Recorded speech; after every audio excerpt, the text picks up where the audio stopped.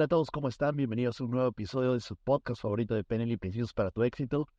En esta oportunidad, en nuestro episodio especial de entrevistas con PNL, tenemos a alguien que es muy querido por nosotros, pertenece a la gama de docentes, de Master Trainers que tenemos aquí en la HPNL, así que quiero invitarlos a que puedan conocer al doctor Michael DeMolina, que viene desde Alaska, Estados Unidos, para que podamos conversar un poco más sobre programación neurolingüística, la ciencia de la programación neurolingüística, porque muchas personas me dicen, Fabián, la PNL es una pseudociencia, la PNL no funciona, no tiene ciencia detrás, pero vamos a hablar con una persona que tiene un doctorado, que tiene un PhD, y además también tiene años estudiando neurociencia y tiene la clínica número 1 de terapia clínica en Estados Unidos. Entonces estamos hablando con una persona que además es experto en muchos otros conocimientos como psicología energética, así que quiero que le den una bienvenida a Michael de Molina. Thank you for inviting me.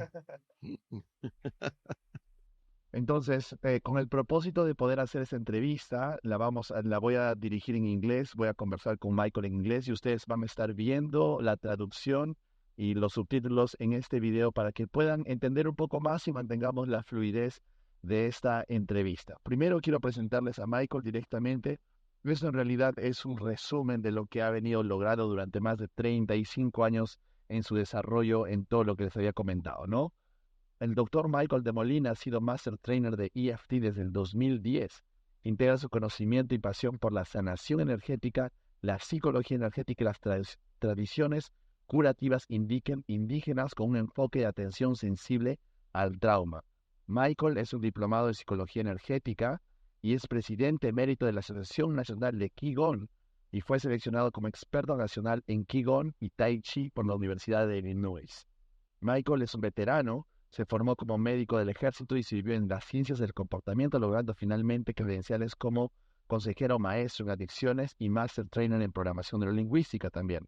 Es propietario de la sociedad de PNL, Society of NLP, que es una de las escuelas más antiguas y reconocidas de PNL, fundada originalmente por Richard Bandler y John Grinder en el año 79. Así que, bueno, muy feliz de poder tenerte aquí, Michael. Ahora voy a empezar a hablar en inglés para poder tener esta conversación.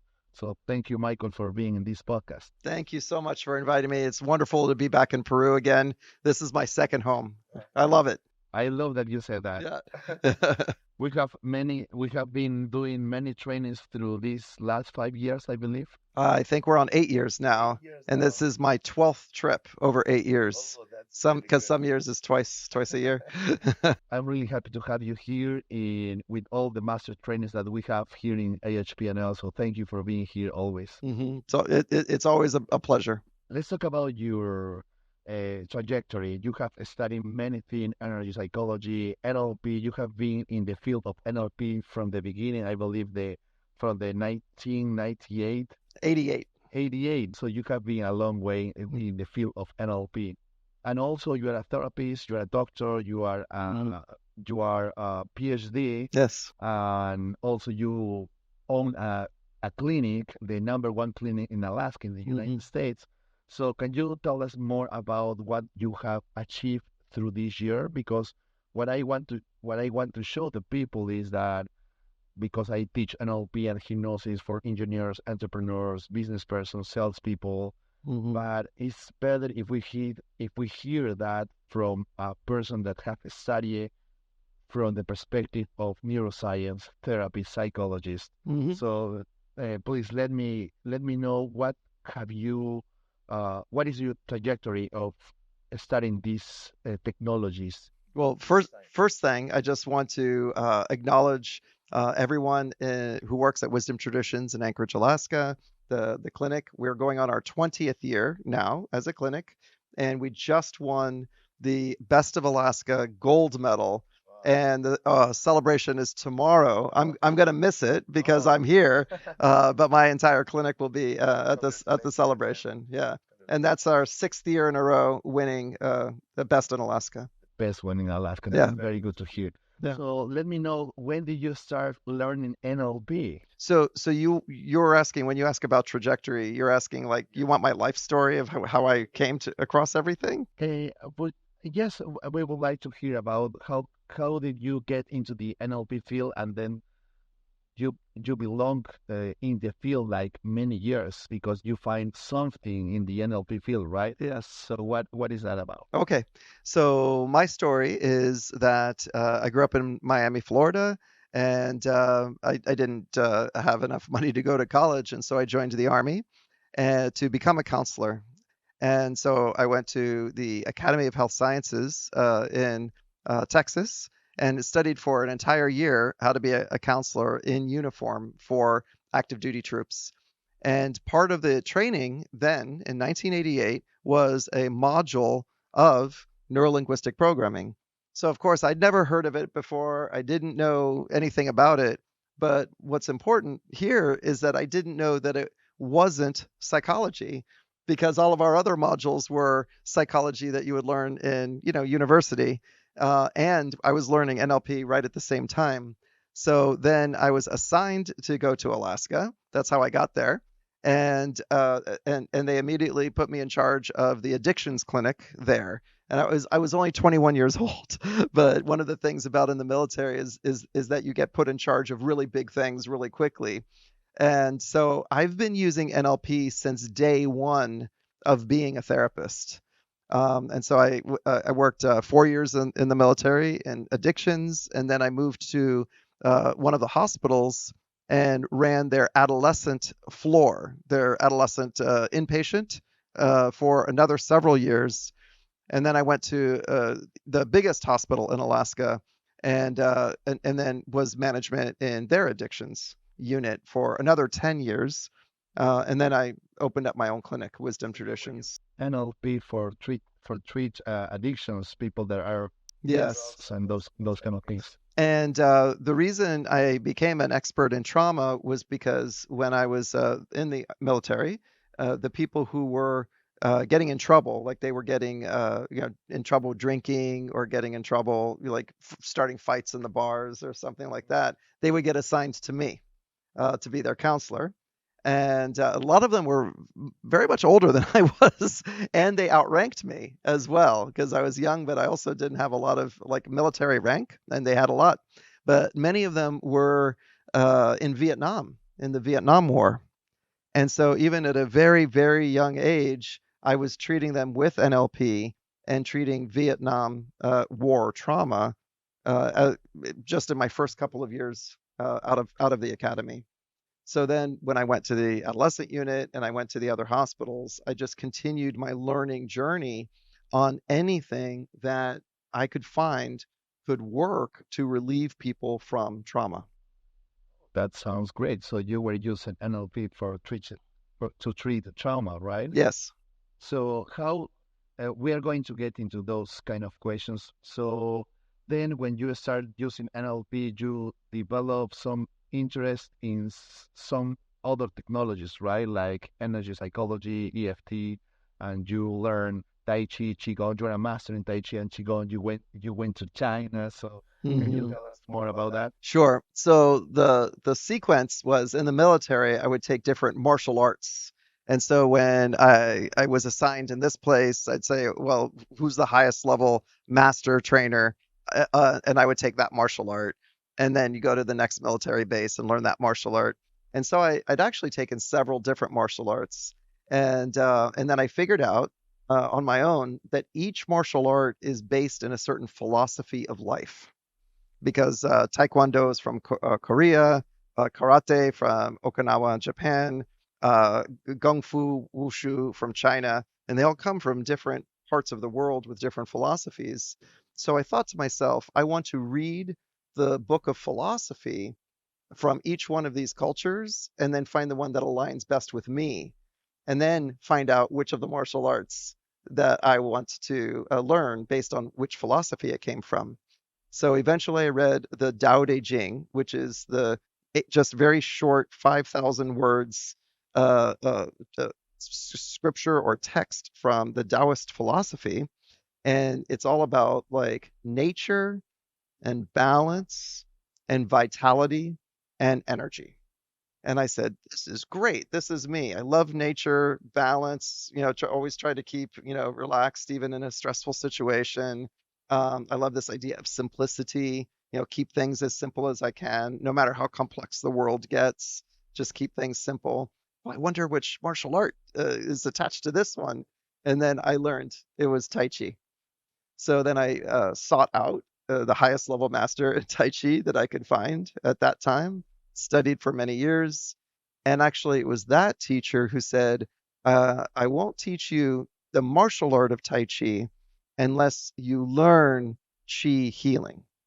So that's the yin and yang balance that this particular approach has. If you're going to learn the martial art, you have to learn how to heal if in case you hurt somebody. So it was always balance. And that's how I got into energy healing.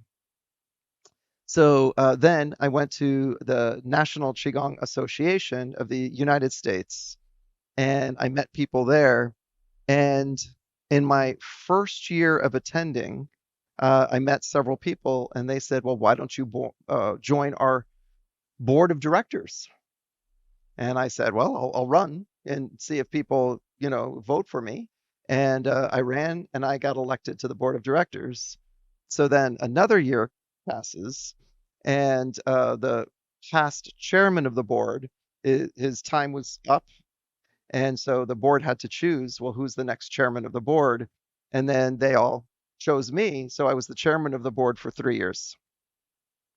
During those 3 years, which was in the year 2006, give or take, was the question of whether we would create certifications to certify Tai Chi, Qigong, Qi healer teachers and healers in the United States.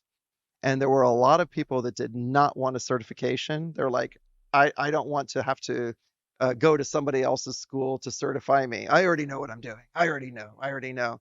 But I made the argument. My position was that this was going to create jobs for people. And right now it'd be very hard for like a gym or a gym or a school or a university to hire someone, or the YMCA. I don't know if you have that here, but it's like the place where people can gather, and it's kind of like a gym, but it's also a social club. Yeah, and they hire yoga teachers, Tai Chi teachers, but all the yoga teachers were getting jobs because they had a certificate, and none of the Tai Chi teachers could get hired. So I made the argument, and that's my legacy at the National Qigong Association, was that under my tenure as chairman of the board, we got the national certification passed. I wrote it, and it's still in effect today, Wow. 20 years later. So that's really cool because you have been in the position of the medical school, the thinking of the medical school, the energy thinking, the emotional, the NLP. So you've passed through all of these perspectives that actually in this time in the world they fight each other. Which one is Right. better? I treat trauma better than you. My treatment works better than you. You're the way you're doing it is not okay. This is the right way to do, but you've been in all of them, right? So Right. that's why I wanted to talk to you about that because you are actually working in those spaces. So when you are talking about NLP, we have this thing that I always hear that NLP doesn't have any science, oh, use science, those kind of things. And I remember that I used to look for the answers for that questions. Hmm. So we know that NLP was created 73 maybe. Hmm. The age of the decade of the brain or the age of the brain was in the 90s. In the 90s, yeah. Science was born after NLP was born. Yeah. So it's like you cannot ask for science for something that was created before the neuroscience. But the other things that I hear a lot and people confuse a lot is like, oh, neuroscience is better than NLP, or neuroscience is NLP. It's not the same. Hmm. Neuroscience explains how the brains work, but NLP is how you activate the things so the brain can work the way you want to work. So can you explain me about NLP and the science? Because I want to I want to let you know that Michael have been researching and has been in neuroscience like 20 years. How Hmm. many, Yeah. how many years have you been in neuroscience? 25. Yeah. 25 years. Yeah. So can you give us some explanations about neuroscience, NLP? Is NLP a neuroscience, a pseudoscience? So what is your thought about that? Whew, okay. So NLP was barely even created in 1975. And even when if someone says, "Oh, there's no science behind it," even what we call science right now had a different kind of model in 1975. It's ridiculous to compare the two things. That criticism is hollow and empty. Okay. So then the next thing is that the fMRI, the frequency MRI, the magnetic resonance imager, was invented. And that is why we learned in the 1990s, which we call the decade of the brain, how the brain works. So nobody knew how the brain worked before the 1990s. It was all guesswork, and a lot of the guessing was wrong by everybody, including the scientists, up until the point where we could look at the pictures of the brain through MRI. And then through MRI, we said, oh, so here's where the amygdala is, which is the fear center of the brain. Here's the hippocampus, which is the library of memories. Here's Broca's area over here on the left side of the brain, but not the right side, just the left side. And Broca's area is the part that controls language. The L of NLP is part of the N of NLP. Broca's area controls language, which is part of the brain. So when we started to, and so several things came out of the decade of the brain. One of them was how to start to measure the efficacy of what works in therapy. And the other thing that came out of the decade of the brain is what we now call traumatology, a subset of psychology where people are just experts on treating trauma. Like it's its own field, it's its own podcast because there's a lot that goes into it, which I'm going to get to some of it. And so in a sense, when you tell me about the criticism that you hear about NLP, I don't even understand the criticism. I don't know either. Yeah. It's like, what does that mean? I don't even know what that means. So neuroscience is the study of the brain. Neuro means brain, science, right? The study of. So the study of the brain. Neuro-linguistic programming, or with me, I'm a psychotherapist. So the NLP is neuro-linguistic psychotherapy, neuro-linguistic psychology. Okay, because I get to say that I have a license in the United States as a psychologist. So um, they're just two totally separate things. The real question maybe is, are NLP techniques or NLP approaches, shall we say, are they sound? And do they match what we know about how the brain works? And the answer is a very big yes. And here's the really cool part, Fabian. The stuff that they were creating in the 1970s and 1980s without knowing the map of the brain, they were working and they didn't know how it was working. And so now if people look at some of the original founders and they quote something that was said in, let's say, like 1981, maybe somebody said, well, we don't care if the science supports us or not. Well, in 1981, there was no science to support it. Science itself grows over time and has to create measurement tools to measure the results that we already knew we were getting. So when I teach in the US, I say, are we really interested in evidence-based practice, or can we be interested in practice-based medicine? Something that we're using, we know it's working, we can see the results, we can measure the results, and now we know exactly what the mechanism of action, or the MOA, the mechanism of action is of how these techniques work. That is good to know. Uh, so I know now that if we put like in the same phrase neuroscience and NLP, it's not like they are competing. No, it's more like They're implementing themselves, right? Yeah. So just like EFT can be grounded in neuroscience, NLP can be grounded in neuroscience. EMDR, eye movement desensitization and reprocessing, can be grounded in neuroscience. Right. Anything that we understand how the brain works or the mechanism of action can be grounded in neuroscience. There's other things that aren't grounded in neuroscience, like Reiki. I'm not saying that Reiki, I'm not against Reiki, but what we would say is there's no explanation in neuroscience of how or why that works. Okay, so that's very good to know. So about this, when I always tell to my students, if better if you start your coaching, learning NLP, because then it's going to be easy for you to learn EFT, hypnosis, timeline therapy. So what do you think about that? Okay, so yeah, so NLP is the original. And one of the things I learned when I studied the Taoist philosophy, by the way, is the philosophy would say, go to the root. Like if you want to know about the tree, go to the tap root. Go.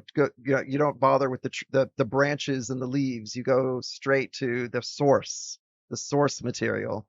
NLP is the source material for Tony Robbins, who is class of 1981, Yes. and everything that he's built was based on him being a student of NLP. Yeah. Francine Shapiro, who created eye movement desensitization and reprocessing, EMDR, she was the a coach and the front desk receptionist for John Grinder, the co-founder of NLP.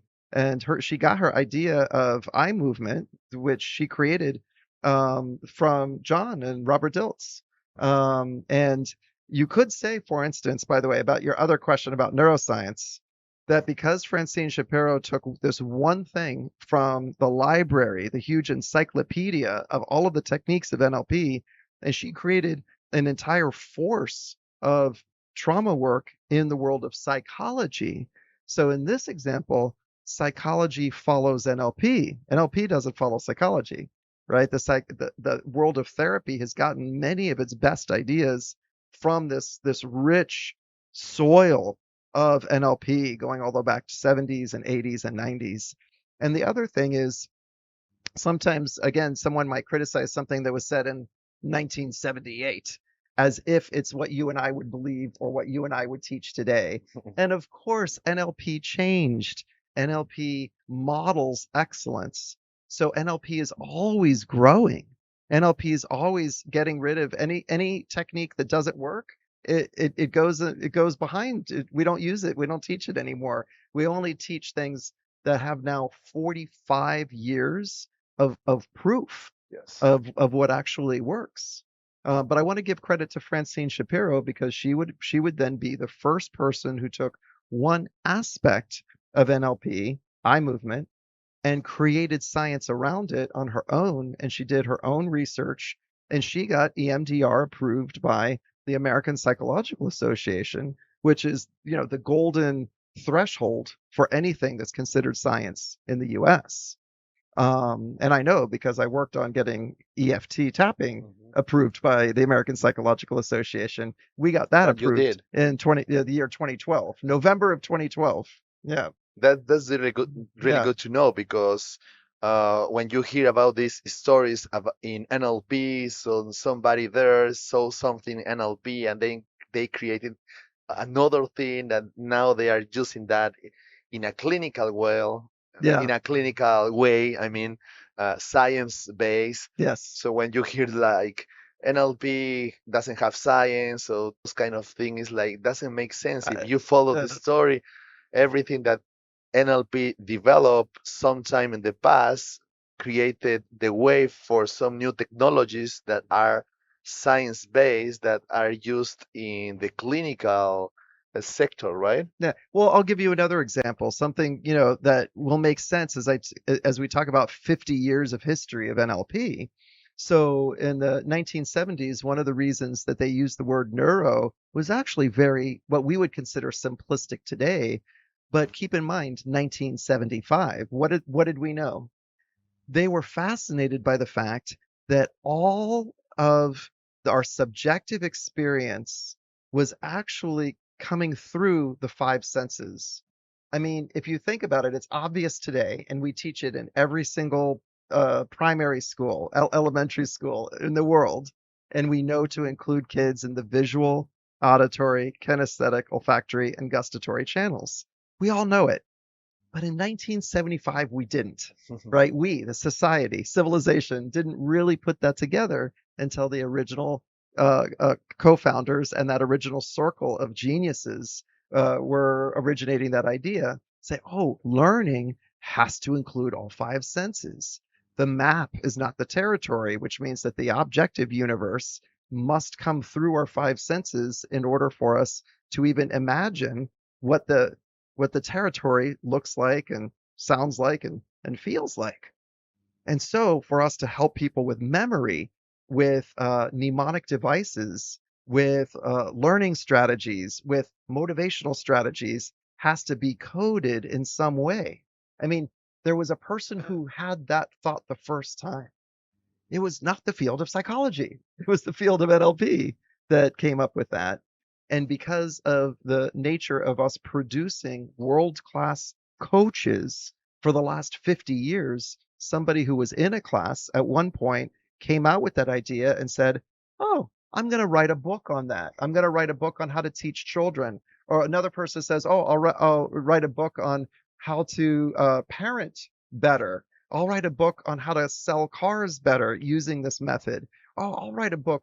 And so everything that we consider some of the most motivational books or good sales and service books or good educational books have inside of them so many NLP modes of knowing and learning and understanding and teaching that now we say, well, that's all just common sense, but it all comes from our field. Yes. And the important thing about taking an NLP practitioner and master practitioner class is it's essentially the soil from which you can write your book, or you make your mark, or you get mentored in the same way that these now famous people who have built hugely successful businesses, they originally did the same class with the same, I want to call it, ingredients of knowing the map of the human mind. Yes, of course. Actually, when I always say to people is like NLP is everywhere. You just Mhm. have to know NLP in order for you to know where NLP is, That's no? right. Because people said, "Oh, NLP is just anchoring, or NLP is just rapport." And I know NLP, but it's not. NLP is everywhere. You have to really be curious and study a lot and be actually a genius to learn everything about NLP, right? So let me take that word for a moment. Let's just take the word rapport. So if we track that word through history, that was a Milton Erickson word, but he didn't know consciously that he was in rapport with his patient. He is the grandfather of hypnotherapy, medical hypnotherapy. He's a doctor, medical doctor, and a psychiatrist. And so when the co-founders of NLP modeled Milton Erickson, they said, what is he doing? How's he in such easy resonance and rhythm with that patient? How does he do that? And they interviewed him, they modeled him, and they was like, oh, it's rapport. He uses the word, well, I'm in rapport with them. And so in that moment, the word rapport goes from one world, the medical world, and comes into the NLP world. Oh, rapport now has a meaning of how we teach people how to be in rapport, right? Whether to be a coach or to be a therapist or a doctor or what have you, or a trainer. And so now that which is modeled can be taught. And that's what NLP is really, really good at. We model excellence, we codify it, and when it's codified, that means it can be taught. And when it's taught, that means it can be learned by anybody. That's what an NLP class is. So then That's cool. let's move forward in history. So he said Francine Shapiro was the receptionist and a coach that worked for the original NLP office. She creates the MDR. She creates an entire stable of trainers to train her material. One of those people is David Grand. David Grand created another intervention for trauma. called brain spotting. Very famous now. Very famous. And I know that I use brain spotting right along with EFT tapping. I use everything in the clinic, everything together. But it's so important to know that it came now we're 2 generations from the founders, the Francine Shapiro, now David Grand, right? And so when I go to David Grand class for brain spotting and he's teaching eye movement, and say like, oh, I know that eye accessing cues, it came from NLP originally, but now it's gone through 2 generations of evidence-based practice. So for anyone who says, oh, NLP is not science, it's like NLP created it 2 generations ago, and now it's being taught 2 generations later to very, very young therapists across the United States. Therapists who are they're honestly like 25 years old, 27, 29 years old, but because they're learning all of these skills through, in this example, EMDR or brain spotting or EFT, what they're really learning is these hugely impactful and powerful change processes that originated from NLP.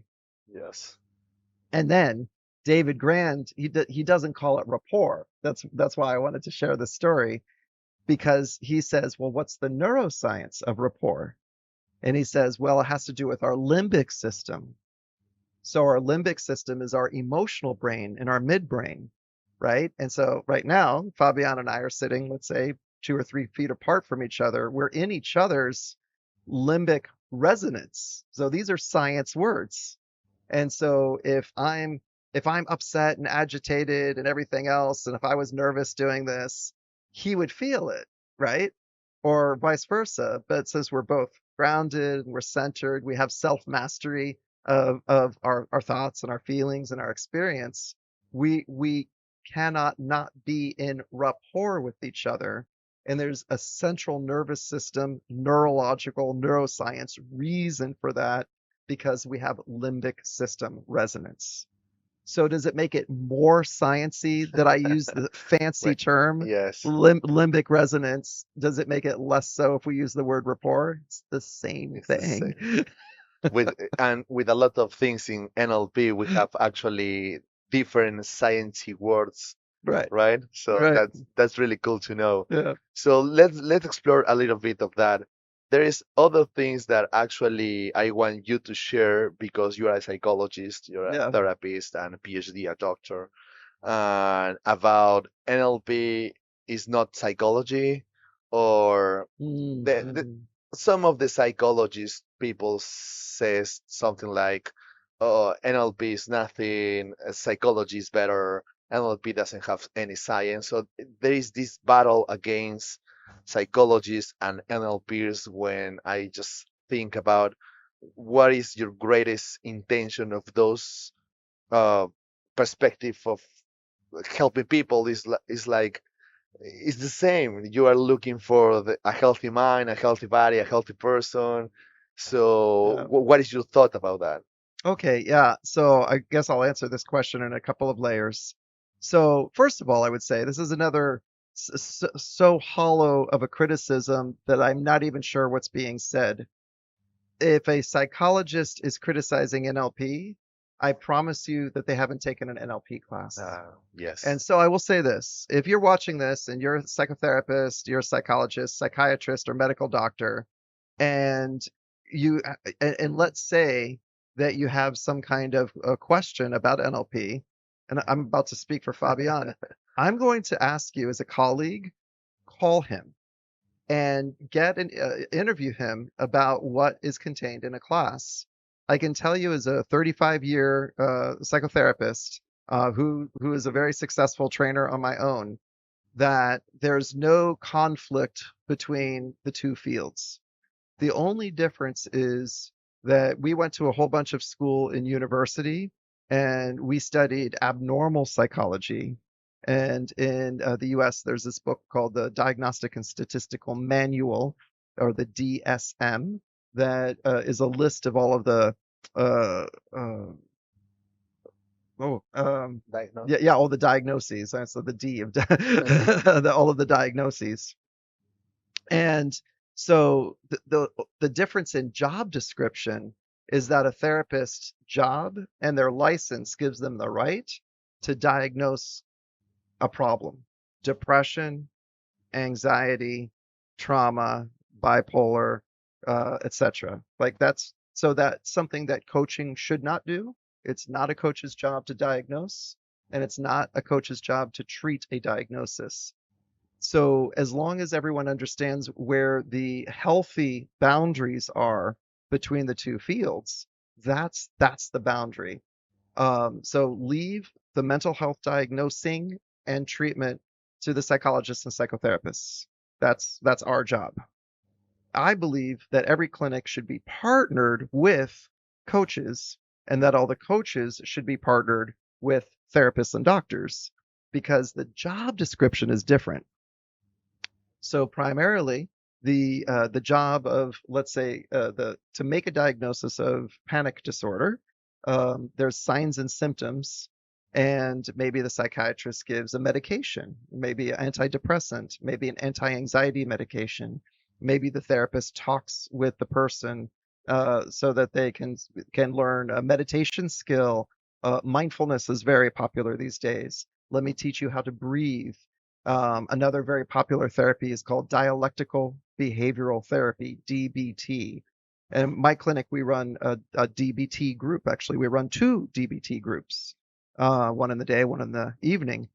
And it teaches mindfulness. It teaches like reflection of thoughts. It teaches you how to challenge your own thoughts, like on cards. We would write it out. And it's very good therapy, right? So that's different than what a coach would do.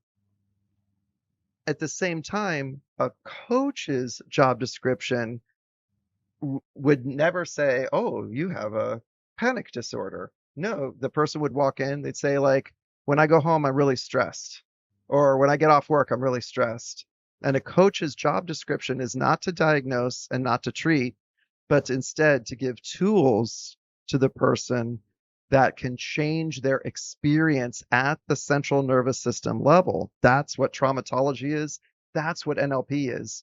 They are interventions that change us at the level of our central nervous system so that we can switch from the stress response, which is called the sympathetic response, the stress response, and shift it over to the relaxation response, what we call the parasympathetic.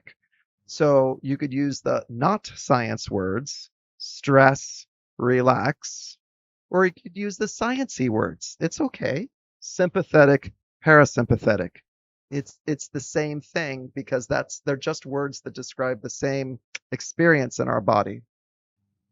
So does that kind of address Yes. that the two fields don't have to Don't have to conflict? yes. They're actually very, very different. And I believe that, frankly, Fabián, I believe that there's enough problems in the world right now where we all need both. Yeah. Why would we get competitive with other people who are trying to help other people, Yes. right? It doesn't make sense. It's just a Yeah. battle of ego. Sometimes I believe that. Yeah. And maybe there are another problem that I just noticed, that maybe they have a bad experience learning NLP. That's why I said you have to choose a good school, a good mentor, because Okay. we have in the market a lot of people that are saying, "Oh, I know NLP, I can teach you NLP." True. They are not even a trainer. They are not certified by a really Yeah. recognized school. They maybe read a book, they learn some techniques in some seminar, and they are teaching NLP, so they don't know how to approach when you have a real problem in front of you. So sometimes it's that they didn't learn a good NLP. So what do you thought about that? Maybe, I don't know if that happened in the United States. Oh, it does. It does. So, so let's be fair. Let's you and I, let's criticize the field of NLP, because there's room for our field to grow. There really is. So the primary difference is that with licenses like psychotherapy, psychology, or a medical doctor, that is governed by the state in the United States. I don't know how it works in Peru, but I imagine there's a governmental agency, For medical. right, for Yes. medical, that licenses someone to do that work. And so in that sense, there's accountability. Like if somebody breaks some rules or breaks some laws, there's a way of stripping that person's medical license to Yes. punish them. And NLP does not have a central governance agency. There is no federal government or state government or province government or even certification board that delivers accountability for a grievance process. Like if you go to the hospital and you have a problem, you at least could have a grievance towards the hospital and have some accountability towards a doctor. The NLP field does not have that. And I think we can grow. I think we can do better. And I think we can create standards, at least in the standards of your school, the standards of my school are world-class standards. But frankly, not everyone has world-class standards because there's no accountability. Yeah. Yeah, there's no board to go to appeal for that. And so basically, you are relying on some trainers to just be honest, good faith trainers who are giving you everything. Yeah, that's one thing that I just wanted to remark in this conversation. And the other thing is that I guess we just demystify some popular things in the field of NLP about the NLP is a pseudoscience, NLP and neuroscience, NLP and psychologists, NLP and coaches. That I believe that if you are a coach and you don't know NLP, you are wasting your time and you are not if so efficient as you should be or you could be. But the other thing that I wanted to talk about is hypnosis. I believe that you cannot speak NLP without speaking something about hypnosis. Hypnosis is actually have is science based, uh, Mm. clinical proven. Mm-hmm. So what about NLP and hypnosis? I believe they have to work together when you are doing a process of transformation. Sure. So I'm going to go back, actually, what you said about a minute ago when you talked about the difference between coaching and NLP, Mhm. because there's something important there about the difference there too, because uh, all NLP coaches are coaches, but not all coaches are NLP trained, Yes. and that's a very important distinction.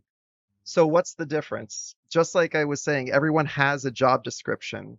And if your car is broken, you don't take the car to be fixed by the person who fixes the sewing machine. You know what I mean? Like if you have a broken sewing machine, you don't take it to the car mechanic. Mm. So let's just honor that each one of these are industries or fields onto their own that has certain skill sets. And this isn't to criticize anyone, it's just naming what their jobs are and what they have to offer to another person. Because good, there's always good people in every field. There's also bad faith players in every single one of these fields. And so it's not about any of the fields being better or worse than the other. It's about finding like who's the best car mechanic. That's who you take your car to, right? Yes. So to be very specific, one could go to a coaching school that is not NLP oriented, and they will learn tools to set goals, to help motivate, to hold accountability for their client to meet their goals. They might give some homework assignments. For instance, if the person is in sales or service, they might say like, okay, I want you to go, make certain amount of cold calls every day, a certain amount of sales, set thresholds for yourself. And so a good coach can create structure, kind of like a coach at the gym can give you a training plan and be your cheerleader and your coach and help you make a goal that you like. And that's good. That's worthy. If you get a good coach, that's worthy. So what is it not to do is it does not create generative change. So the danger there is the person, to use my metaphor of going to the gym, what happens as soon as maybe the coach leaves town, or you stop seeing the coach, or you run out of money because you can't pay the coach for another package. Can you still use what they taught you last month? And if the answer is no, then what they taught you isn't generative. It wasn't a change that generates change. Whereas in NLP, everything we do generates permanent change. And how can we say that? Is because the techniques and the interventions of NLP work in the midbrain, and they work to shift the library of memories, the hippocampus, and they use a type of a theory called memory reconsolidation theory. Memory reconsolidation theory, we actually change the structure of a memory so that when it reconsolidates back into the library of memories, it generates different behaviors from that point on. And so an NLP coach has a whole toolbox full of these generative change work tools. And so that's why I recommend NLP. That's why I've stayed in NLP for 35 years. Is I don't have the same person coming to me over and over again with the same problem. They might be good friends of mine, and we are all growing and succeeding together because we continue to create legacy together in a generative way. Yeah, that's really good to know. Yeah. And that's the difference, I believe, when I read some statistics in the United States, the field of NLP coaching were growing like 400% comparing with another kind of coachings in the market. Right. So that's really good to know. And coaching with NLP and hypnosis also, Right. that was So the last question. So I believe that they have to be together. Maybe 50 or 60% of the techniques or models that we have in NLP are modeled from Milton Erickson, mhm. Ericksonian hypnosis. So what are your thoughts about that? Yeah, so I have some mixed thoughts about that. I think it is possible, and I have very, big name friends who teach their NLP class with no hypnosis, and then they teach the hypnosis module separately. I choose to teach the Milton Erickson language patterns because I love the L of NLP. I love language. I love the beauty and the poetry of every sentence, Yes. right? And we can change each other for the better, wouldn't you say? When we use our words in a kind and loving way, and we know exactly what it is we're saying, right? When we're precise and we're specific. So there's nothing trance-like in and of itself in learning the 19 Milton model language patterns. In fact, once you learn them, once you come to the class and learn them, you'll say, "Oh, I use half of these already," because as Fabián said earlier, as you said, NLP actually didn't invent a whole lot of stuff. NLP models excellence. It models what other people do well and then codifies it and teaches it. So what they did is they said, how is that guy getting such amazing medical results just by talking to his patient? Now, keep in mind, a psychiatrist, all he did in Milton Erickson's, he had polio, so he was stuck in a wheelchair and he couldn't even barely move.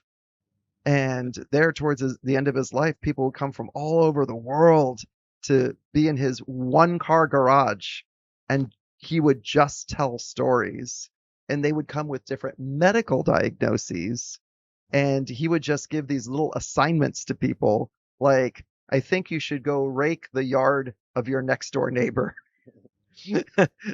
And then people would be cured of their medical illnesses. But it's because Milton Erickson was so he was so observant of every single thing about each person who was in the garage with him that he could really tell, because he was in his wheelchair, he couldn't move, but he could see and he could hear, and he was using the information that he could calibrate from the others in order to form a story that was so helpful to them that it was generative and changed the people's lives. So maybe we should get rid of the word trance altogether. Maybe it doesn't help us very well, because I think what people are afraid of is like the Las Vegas thing that you see on TV, and a person comes up to the stage show, hey, quack like a duck, you know what I mean? And then people are like, well, why would I go to a class to do that? And honestly, I don't care for that either. That's not why I learned this. I learned it and I use it to help others.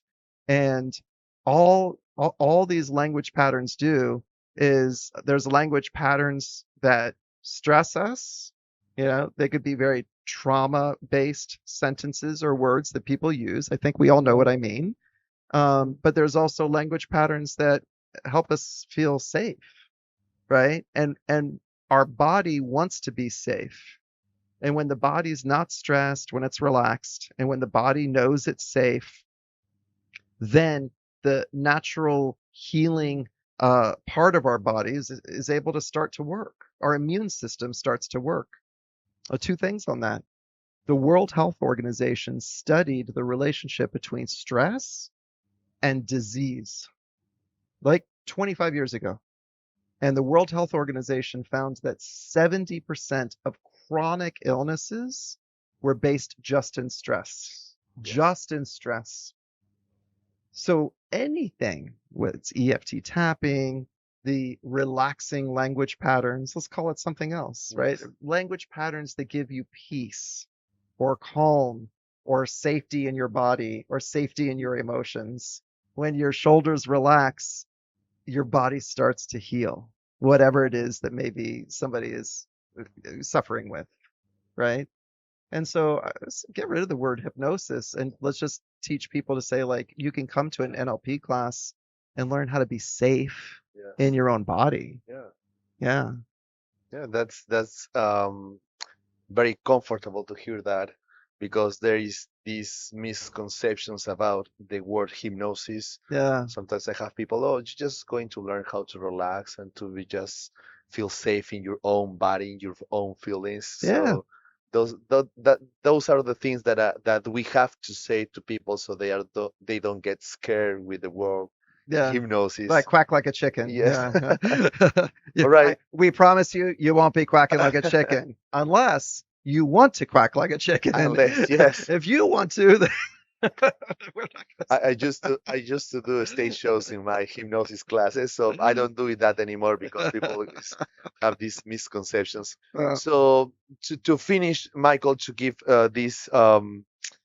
this perspective of why people need to learn NLP, because when I came to South America, I defined that my market or my niche is going to be entrepreneurs, salespeople, fathers that want to have kids that succeed in life, or good marriages or something. But everybody needs NLP, because everybody has fears, doubts, inner conflicts, limiting belief. They want to have a better life, better quality of life, more money, more everything. So it's NLP is for everybody here. So when I came here, I've been training for 12 years these kind of people. So what would you say to the person that is already watching this video to motivate them that NLP is necessary in the place, profession, wherever you are, wherever at the point of professional you are, is necessary for your life? Well, because if you have a sense for the future, or if you want your life to be better, or you want your family's life to be better, or if you just want to feel safe in your own body, whatever job someone has, whether it's entrepreneur, business owner, sales and service, medical, professional, architect, engineer. For instance, I coach a lot of Olympians. In Alaska, we have winter sports. So I have a Olympic skier, Olympic snowboarder, two Olympic snowboarders as my clients. And these are top world-class athletes that are my clients. And the difference between a gold, like first place, and fifth place in the Olympics is like 1/16th of a second, and we don't really truly understand how fast, though it just passed, how fast 1/16th of a second is. And because we watch the Olympics and we just see one skier or one person jump at a time, and we go like, oh, how did that person get, the gold and this other person's in fifth or sixth place? They were all basically, the tip of the ski was about that much of a difference, 1/16th of a second, between the person who's the world's gold medal champion and somebody who's in 10th place is this much difference of excellence. That's it. That much. So any advantage that one could have in muscle memory, or just like even if it's just 1/16 of a second of self-doubt, is the difference between gold and 10th place. For whatever our personal goals are, even if it's just to live a healthy life, just anything that you might find as a block or a barrier on the inside, and you say like, ooh, I could do just a little tiny bit better, that's why you should take the class, or at least read up on it, read Fabián's book. It's really good. And you might find your 1/16 that you need. That's why NLP is a technology. And that is why it's a tech, which continues to grow. As science grows, we grow. Exactly. Thank you Yeah. very much, Michael. Yeah. It was fun to have this conversation with you. I hope to have more conversation about this topic with you in the future. And thank you for being here. Okay, great. Thanks. Thank you. Muchísimas gracias a todos por sintonizar este episodio de su podcast de PNL y Principios para tu Éxito.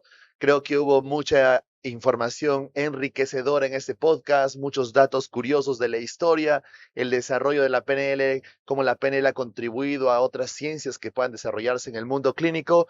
Así que si tienes alguna pregunta, cualquier consulta, déjamela en los comentarios, dale like a este video y recuerda colocarle campanita y suscribirte para que puedas recibir más información de lo mejor en lo que es tecnologías de cambio, transformación y éxito en su podcast favorito de PNL y Principios para tu Éxito. Así que nos vemos en el siguiente episodio. Chao.